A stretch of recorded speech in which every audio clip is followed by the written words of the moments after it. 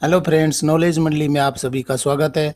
आपकी तैयारी को लगातार और अनवरत जारी रखते हुए नवोदय सिस्टम पर आधारित क्वेश्चन सीरीज धौलागढ़ माता सीरीज पार्ट 42 करने वाले हैं। साथियों, आपको मालूम है कि धौलागढ़ माता सीरीज में नवोदय सिस्टम के सारे टॉपिक किए जा रहे हैं। आज के डिस्कशन में हम करेंगे धौलागढ़ माता सीरीज पार्ट 42 में allotment of residence in NVS, जिसमें allotment of residence in JNVs, ROs, headquarter, mutual exchange of residence in JNVs, RO, headquarter, ये सभी टॉपिक भी करने वाले हैं। अलॉटमेंट प्रायोरिटी कैटेगरी भी हम डिस्कस करेंगे। Out of turn allotment of residence के बारे में भी चर्चा करेंगे। डबल क्वार्टर अलॉटमेंट होता है या नहीं होता है, उस पर भी हम चर्चा करेंगे। तो चलिए साथियों, देख लेते हैं नवोदय सिस्टम पर आधारित क्वेश्चन सीरीज धौलागढ़ माता सीरीज पार्ट 42 का पहला क्वेश्चन देख लेते हैं। 801, how is station seniority determined with in the same priority category.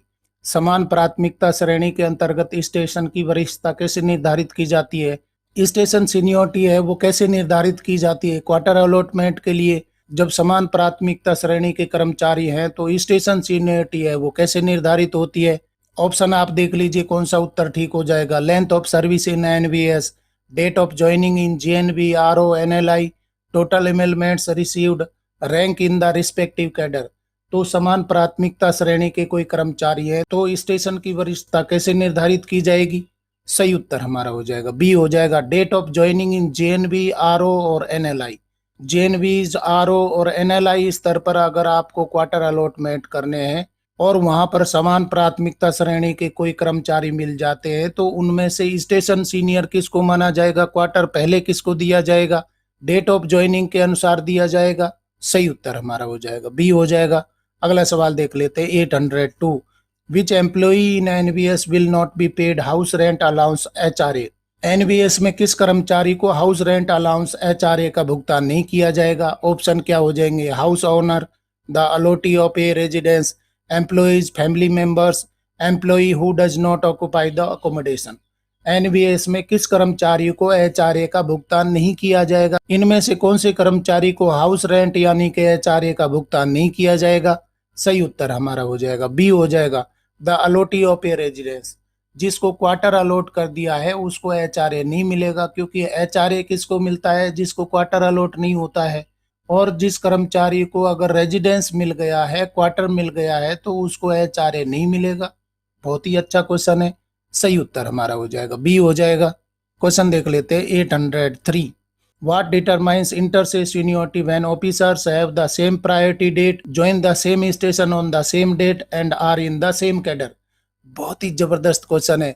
जब अधिकारियों की प्राथमिकता तिथि समान हो, क्योंकि उन्होंने एक ही तिथि पर समान स्टेशन पर ज्वाइन किया है और एक ही कैडर में शामिल हुए हैं, तो अंतर वरिष्ठता कैसे निर्धारित होगी। बहुत ही जबरदस्त क्वेश्चन है। समान प्राथमिकता तिथि बन रही है क्योंकि उन्होंने एक ही तिथि को और एक ही स्टेशन पर ज्वाइन किया है और सेम कैडर में ज्वाइन किया है, तो उनकी इंटर से सीनियोरिटी यानी कि अंतर वरिष्ठता है वो कैसे निर्धारित होगी। ऑप्शन देख लीजिए। Date of joining in the respective cadre, length of service in NVS, total emoluments received, rank in the concerned place of posting. कैसे अंतर वरिष्ठता निर्धारित होगी अगर प्राथमिकता तिथि समान हो, क्योंकि उन्होंने एक ही तिथि को ज्वाइन किया है सेम स्टेशन पर और सेम कैडर पर ज्वाइन किया है। सही उत्तर हमारा हो जाएगा ए हो जाएगा।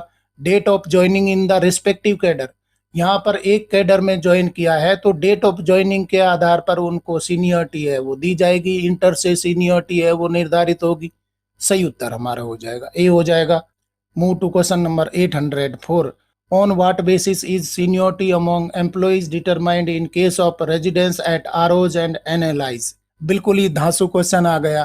क्षेत्रीय कार्यालय और नवोदय नेतृत्व संस्थान में आवास आवंटन के मामले में कर्मचारियों के बीच वरिष्ठता किस आधार पर निर्धारित की जाती है। आरओज में और एनएलआईज में अगर क्वार्टर अलॉटमेंट करना है तो वरिष्ठता कैसे निर्धारित करेंगे। ऑप्शन देख लेते हैं। Pay level of the officer, length of service in NVS, rank in the respective cadre, total emoluments received. तो किस आधार पर वरिष्ठता का निर्धारण किया जाएगा अगर क्वार्टर अलॉट करना है, आरओ में या एनएलआईज में।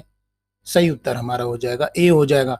पे लेवल ऑफ द ऑफिसर, पे लेवल के अनुसार वरिष्ठता है वो निर्धारित की जाएगी, किसको क्वार्टर अलॉटमेंट होगा या नहीं होगा। ये किसके आधार पर होगा, पे लेवल के अनुसार होगा। एनवीएस स्कीम पर आधारित क्वेश्चन सीरीज धौलागढ़ माता सीरीज पार्ट 42 का अगला सवाल देख लेते हैं। 805 how to determine residence allotment priority when RO and NLI officers have the same pay level. जब क्षेत्रीय कार्यालय और नवोदय नेतृत्व संस्थान अधिकारियों का वेतन स्तर समान है तो आवास आवंटन प्राथमिकता कैसे निर्धारित की जाती है। Officers with higher emoluments takes precedence, length of service in NVS, rank in the respective cadre, date of birth criterion. तो जब क्षेत्रीय कार्यालय या नवोदय नेतृत्व संस्थान में अधिकारियों का वेतन स्तर समान हो तो आवास आवंटन प्राथमिकता कैसे निर्धारित की जाती है। सही उत्तर हमारा हो जाएगा ए हो जाएगा। Officer with higher emoluments takes precedence, मतलब कि जिसको अधिक इमलमेंट मिलता है, जिसकी परिलब्धियां अधिक होती हैं, उसको प्राथमिकता दी जाएगी। डियर फ्रेंड्स, एनवीएस स्कीम है आपकी परीक्षाओं के लिए सिलेबस में रखा गया, जैसे कि SSA, JSA, OS, PGT, vice principal, principal, AC, DC, through limited departmental examinations and limited departmental competitive examinations. तो एनवीएस स्कीम को कवर किया जा रहा है धौलागढ़ माता सीरीज में। धौलागढ़ माता सीरीज में अभी हम कर रहे हैं अलॉटमेंट ऑफ रेजिडेंस रूल्स 2011। अगर आपको धौलागढ़ माता सीरीज पार्ट 42 के क्वेश्चंस पसंद आ रहे हैं तो लाइक बटन दबाइए, अपने यार दोस्तों को जरूर बताइए। आप कमेंट भी कर सकते हैं। देख लेते हैं अगला सवाल 806। Which residences are allotted to specific employee or classes of employees. विशिष्ट कर्मचारी या कर्मचारियों के वर्ग को कौन से आवास आवंटित किए जाते हैं। अच्छे क्वेश्चन है, ये क्वेश्चन पूछे जा सकते हैं। इस प्रकार के क्वेश्चंस हैं वही परीक्षा में पूछे जाते हैं। कोई नया तरीका है तो प्लीज आप कमेंट करके बताइए। Higher type of residence, lower type of residence, eligible type of residence, earmarked residence. विशिष्ट कर्मचारी या कर्मचारियों के वर्ग को कौन से आवास आवंटित किए जाते हैं। सही उत्तर हमारा हो जाएगा डी हो जाएगा, ईयर मार्क्ड रेजिडेंस। मतलब कि स्पेसिफिक एम्प्लॉई है या क्लासेज ऑफ एम्प्लॉइज है, उनके लिए ईयर मार्क क्वार्टर होते हैं। वही क्वार्टर उनको निर्धारित होते हैं, ईयर मार्क्ड होते हैं और अलॉट किए जाते हैं। स्पेसिफिक एम्प्लॉई को स्पेसिफिक क्वार्टर दिए जाते हैं। तो इस प्रकार के क्वार्टर है विशेष चिन्हित किए जाते हैं, उनको हम ईयर मार्क्ड रेजिडेंस बोलते हैं। सही उत्तर हमारा हो जाएगा डी हो जाएगा, विशिष्ट एम्प्लॉई को विशिष्ट क्वार्टर मिलेगा। अगला सवाल देख लेते हैं 807। What should the house master do when relieved from house mastership? सदन प्रभारी से कार्य मुक्त होने पर हाउस मास्टर को क्या करना चाहिए। जबरदस्त क्वेश्चन है। इस प्रकार के क्वेश्चन है पुरानी परीक्षा में पूछे गए थे, आगामी परीक्षा में भी पूछे जा सकते हैं। Vacate the house master's quarter immediately, negotiate for alternative accommodation, exercise the right to retain the quarter, request for an extension. कोई एम्प्लॉई है उसको एचएमशिप से हटा दिया गया है, कार्य मुक्त कर दिया है, तो उस हाउस मास्टर को क्या करना होगा। सही उत्तर हमारा हो जाएगा ए हो जाएगा। Vacate the house master's quarter immediately. House master के लिए क्वार्टर स्पेसिफिक होते हैं, अलग क्वार्टर होते हैं। तो जब वो हाउस मास्टर नहीं रहा, यानी कि एचएम नहीं रहा है, उसको कार्य मुक्त कर दिया है, तो उस एचएम को, उस टीचर को क्या करना होगा। Vacate the house master's quarter immediately. जो हाउस मास्टर के लिए क्वार्टर था उसको खाली कर देना होगा, क्योंकि अभी वो हाउस मास्टरशिप से यानी कि सदन प्रभार से कार्य मुक्त कर दिया गया है। अगला सवाल देख लेते हैं 808। According to the rules who will be given priority for allotment of vacant residence. नियम अनुसार खाली आवास आवंटन में किसे प्राथमिकता दी जाएगी। इनमें से कौन से कर्मचारी को प्राथमिकता दी जाएगी, प्रायोरिटी दी जाएगी। ऑप्शन देख लेते हैं। An employee with higher designation, an eligible applicant desiring a change of accommodation, an applicant without accommodation in that type having the earliest priority date, only B and C. तो कौन सा उत्तर ठीक हो जाएगा। कोई क्वार्टर खाली है तो प्राथमिकता किसे दी जाएगी अलॉटमेंट के लिए। सही उत्तर हमारा हो जाएगा डी हो जाएगा, only B and C. An eligible applicant desiring a change of accommodation. कोई योग्य कर्मचारी है, वो चेंज ऑफ अकोमोडेशन यानी कि क्वार्टर बदलने के लिए एप्लीकेशन देता है, वो चाह रहा है कि उसको क्वार्टर है वो चेंज किया जाए, तो वो हो सकता है, उसको प्राथमिकता दी जाएगी। दूसरा ऑप्शन ठीक क्या हो जाएगा। An applicant without accommodation. कोई आवेदक है, कोई कर्मचारी है जिसके पास में अकोमोडेशन नहीं है, in that type having the earliest priority date. उसकी प्राथमिकता भी बन रही है और क्वार्टर भी नहीं है, उसको भी क्वार्टर अलॉट किया जा सकता है। इन दोनों कंडीशंस में प्राथमिकता है वो दी जाएगी किसके लिए, खाली क्वार्टर के लिए। सही उत्तर हमारा हो जाएगा डी हो जाएगा, only B and C are correct. अगला सवाल देख लेते हैं 809।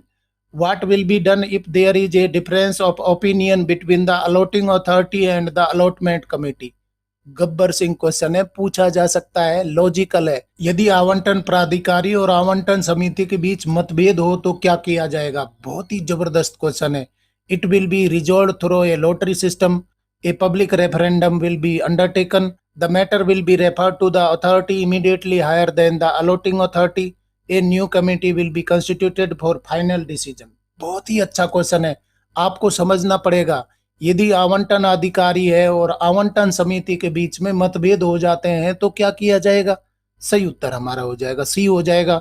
The matter will be refer to the authority immediately higher than the allotting authority. जो भी अलॉटिंग अथॉरिटी से हायर अथॉरिटी होगी उसके पास में मामला है, मुद्दा है, वो पहुंचाया जाएगा और उसका डिसीजन है वो फाइनल होगा। सही उत्तर हमारा हो जाएगा सी हो जाएगा। The matter will be refer to the authority immediately higher than the allotting authority.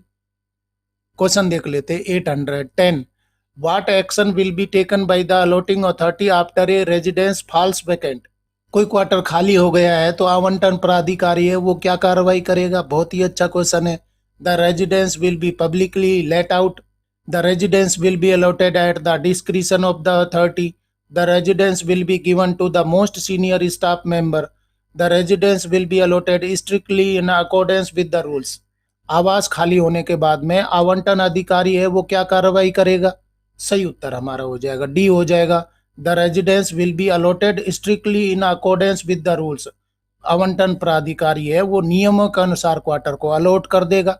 सही उत्तर हमारा हो जाएगा डी हो जाएगा। साथियों, एनवीएस स्कीम है आपकी परीक्षाओं के सिलेबस में रखा गया है और एनवीएस स्कीम पर आधारित क्वेश्चन सीरीज चल रही है जिसको नाम दिया गया है धौलागढ़ माता सीरीज। धौलागढ़ माता सीरीज है नवोदय सिस्टम के सारे टॉपिक को कवर कर रही है। अभी हम कर रहे हैं अलॉटमेंट ऑफ रेजिडेंस रूल्स 2011 पर आधारित क्वेश्चंस। अगर आपको अलॉटमेंट ऑफ रेजिडेंस रूल्स 2011 पर आधारित क्वेश्चन सीरीज धौलागढ़ माता सीरीज पार्ट 42 के क्वेश्चंस पसंद आ रहे हैं तो लाइक बटन दबाइए। आप अपने यार दोस्तों को भी बता सकते हैं, कमेंट भी कर दीजिए और बेल आइकन भी दबा दीजिए जिससे कि नया कोई अपडेट आए तो आपको सूचना मिल जाए। देख लेते next question 811। In case of allotment on the basis of priority list, if the residence becomes vacant in any year, what action will be taken by the allotment committee? प्राथमिकता सूची के आधार पर आवंटन की स्थिति में यदि किसी वर्ष में आवास रिक्त हो जाता है तो आवंटन समिति द्वारा क्या कार्रवाई की जाएगी? आवंटन समिति है वो क्या करेगी? अगर किसी वर्ष में आवास खाली हो जाता है तो उसकी अगली कार्रवाई क्या होगी? A fresh list will be prepared and approved at the beginning of each allotment year. Any applicant can demand immediate allotment. The remaining applicants will be considered for the same vacated residence. The priority list will be dissolved. तो प्राथमिकता सूची के आधार पर आवंटन किया जाता है। यदि किसी वर्ष में आवास रिक्त हो जाता है तो आवंटन समिति को क्या करना चाहिए? सही उत्तर हमारा हो जाएगा ए हो जाएगा। A fresh list will be prepared and approved at the beginning of each allotment year. Allotment year के बारे में भी हम चर्चा कर चुके हैं तो हर अलॉटमेंट ईयर के लिए फ्रेश लिस्ट बनेगी जो प्रायोरिटी के अनुसार होगी और उस प्रायोरिटी के अनुसार क्वार्टर है वो अलॉट कर दिए जाएंगे। हर एक टाइप के लिए प्रायोरिटी कैटेगरी बनेगी, कैडर बनेगा। सही उत्तर हमारा हो जाएगा ए हो जाएगा। बहुत ही अच्छा क्वेश्चन है, परीक्षाओं में पूछा जा सकता है। अगला सवाल देख लेते हैं 812। What is the role of the allotment committee in the process of residence allotment? आवास आवंटन की प्रक्रिया में आवंटन कमेटी की क्या भूमिका है? Reporting directly to the Navodaya Vidyalaya Samiti, drawing of a list of eligible allotment applicants in sequence, finalising the allocation without any list, supervising the construction of new residences. आवास आवंटन की प्रक्रिया में आवंटन कमेटी का क्या रोल हो जाएगा, भूमिका हो जाएगी? सही उत्तर हमारा हो जाएगा बी हो जाएगा। Drawing of a list of eligible allotment applicants in sequence, मतलब कि एक लिस्ट तैयार की जाएगी, प्रायोरिटी के अनुसार लिस्ट तैयार की जाएगी, क्वार्टर के टाइप के अनुसार लिस्ट तैयार की जाएगी एलिजिबल कैंडिडेट की और उसके अनुसार अलॉटमेंट की रिकमेंडेशन की जा सकती है। किसके द्वारा? आवंटन कमेटी के द्वारा। सही उत्तर हमारा हो जाएगा बी हो जाएगा। क्वेश्चन देख लेते हैं 813। How long is the list of applicants prepared by the residence allotment committee valid? आवास आवंटन कमेटी द्वारा तैयार आवेदकों की सूची कब तक वैध होती है? बिल्कुल ही प्यारा सा क्वेश्चन है, लड्डू क्वेश्चन है, परंतु इस प्रकार के छोटे क्वेश्चन भी आ जाते हैं और साथियों, अगर आसान छोटे क्वेश्चन को, लड्डू क्वेश्चन को आप गलत करके आते हैं तो एग्जाम हॉल से बाहर निकलने पर चेहरा देखने लायक बनता है। 1 ईयर, 6 मंथ्स, 4 मंथ्स, 2 ईयर्स। आवास आवंटन कमेटी द्वारा तैयार आवेदकों की सूची कब तक वैध होती है? सही उत्तर हमारा हो जाएगा ए, 1 ईयर। आवंटन ईयर के अनुसार वरीयता सूची तैयार की जाती है और वो आवंटन सूची है वो 1 साल के लिए वैध होती है। इसके बाद में प्रायोरिटी कैटेगरी लिस्ट अगले साल के लिए अलग बनेगी, तो 1 साल के लिए प्रायोरिटी कैटेगरी लिस्ट है वो बनाई जाती है, 1 साल के लिए वैध होगी, वैलिड होगी। सही उत्तर हमारा हो जाएगा ए हो जाएगा। क्वेश्चन देख लेते हैं 814। What must an employ do upon receiving a letter of allotment for a residence? बिल्कुल लॉजिकल क्वेश्चन है, पूछा जा सकता है। आवास के लिए आवंटन पत्र प्राप्त होने पर एक कर्मचारी को क्या करना चाहिए? Convey acceptance in writing before actual possession of the residence is made over, make a public announcement of the allotment, petition for a change in the terms of allotment, reject the allotment immediately। आवास के लिए आवंटन पत्र प्राप्त होने पर कर्मचारी को क्या करना होगा? सही उत्तर हमारा हो जाएगा ए हो जाएगा। Convey acceptance in writing before actual possession of the residence is made over।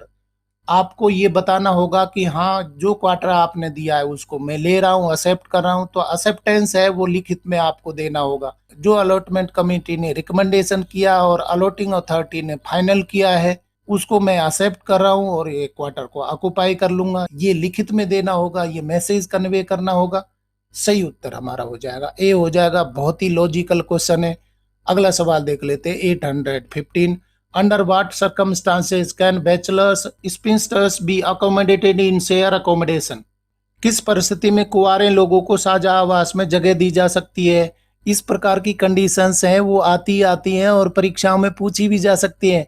Subject to decision of the principal in case of shortage of accommodation in the campus, if the request privately, if they exceed a certain seniority in the organisation.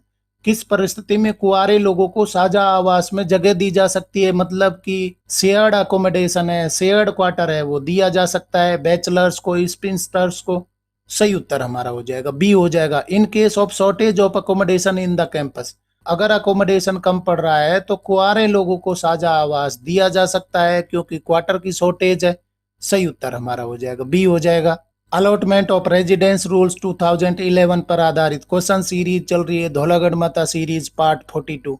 अगर आपको धौलागढ़ माता series part 42 के questions पसंद आ रहे हैं तो like button दबाइए, लगता है तो अपने दोस्तों को भी बता दीजिए, क्योंकि इस प्रकार की सीरीज दूसरी जगह कहीं नहीं मिलने वाली है।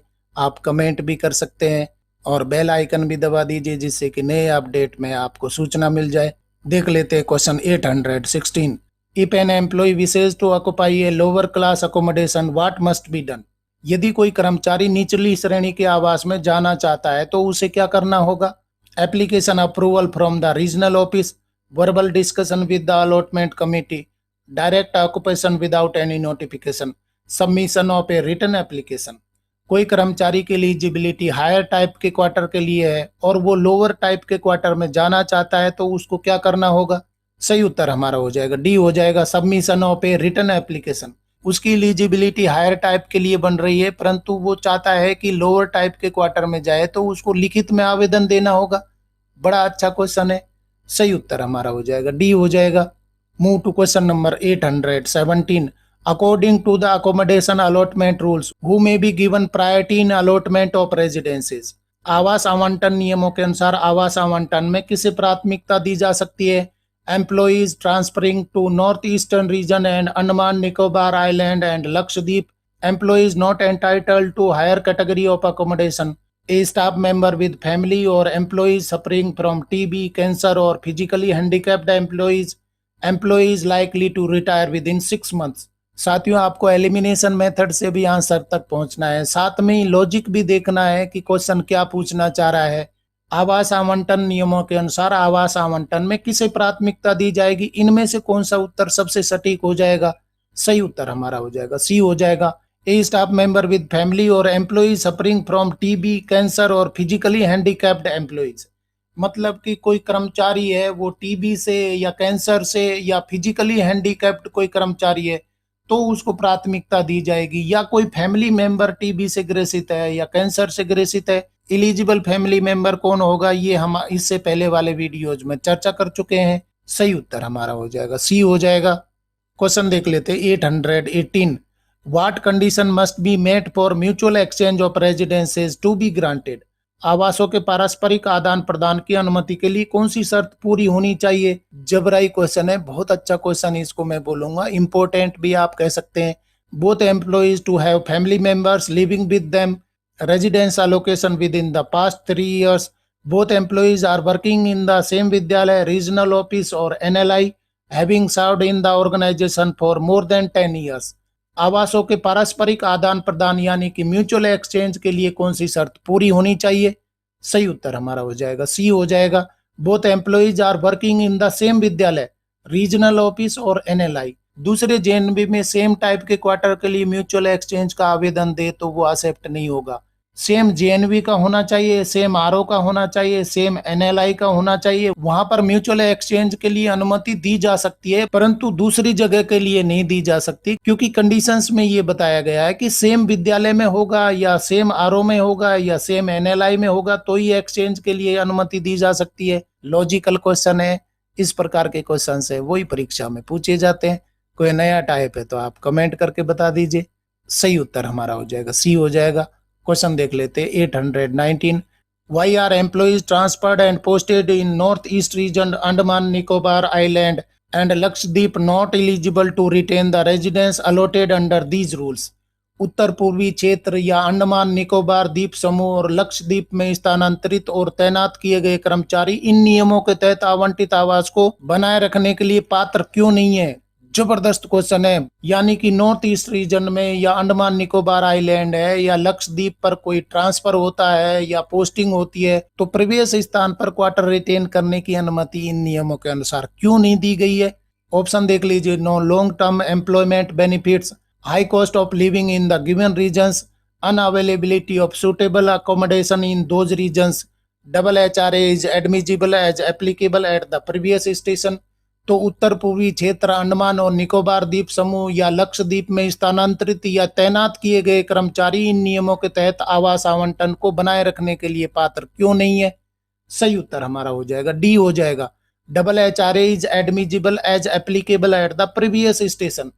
जहां पर भी वो पोस्टेड था और वहां से ट्रांसफर हो गया नॉर्थ ईस्ट रीजन में या अंडमान निकोबार आइलैंड में या लक्षद्वीप में, तो प्रीवियस स्टेशन पर उसको डबल HRA का प्रोविजन बना दिया गया है, इसलिए क्वार्टर रिटेन करने की अनुमति नहीं होगी।